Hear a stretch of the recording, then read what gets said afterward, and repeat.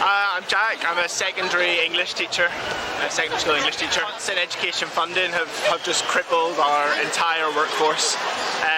Pay's gone down across every subject, but particularly, STEM subjects, we can't fund them at all. We can't find teachers, and it is just as a direct result of the Tory government not paying specialists what we're worth. So we're going to go elsewhere and find that.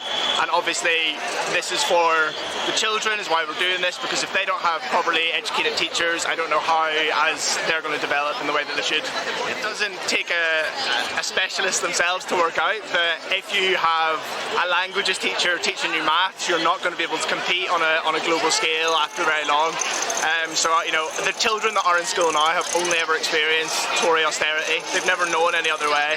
So I think it's about time that we came out and tried to put a stop to that as workers across every sector are doing. I think if we're waiting for Keir Starmer to do anything of note, we're going to be waiting a very long time, especially when you see the sort of trajectory of where he's gone in relation to strikes. In 2020, when he was campaigning to become leader of the Labour Party, he was on picket lines down at the IOA at UCL. I remember him being on a picket line saying he's not going to ever discourage members from doing that. He's going to have a Labour Party that supports trade unionists, and less than 3 years later, polar opposite.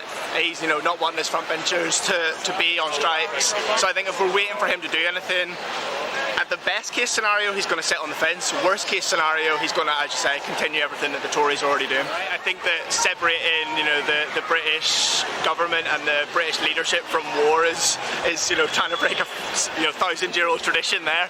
But I do think at the minute with the Ukraine war especially, I think that's such an effective way for the Tory government to kind of back concerns down the road.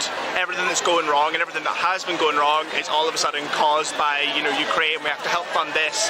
We have to stand up against Putin, but these problems existed before the Ukraine war. They'll exist after the Ukraine war, and it's a symptom of the way the British state has been ruled. The issue with Britain is going to be that we are already so far down that road of anti-union laws. For instance, take these education strikes today. If this was in Italy or France or Germany, head teachers would be out here because they would have hit the threshold. Support staff would have been out here, but they'd have hit the threshold. But because of these undemocratic 50% turnout thresholds, it's so difficult for anyone in the UK to get on strike. So yes, I support it 100%. I think workers are workers wherever they are, but I think we're so far down that road that we need to get rid of these anti-strike laws first, and then we can kind of worry about getting everyone united.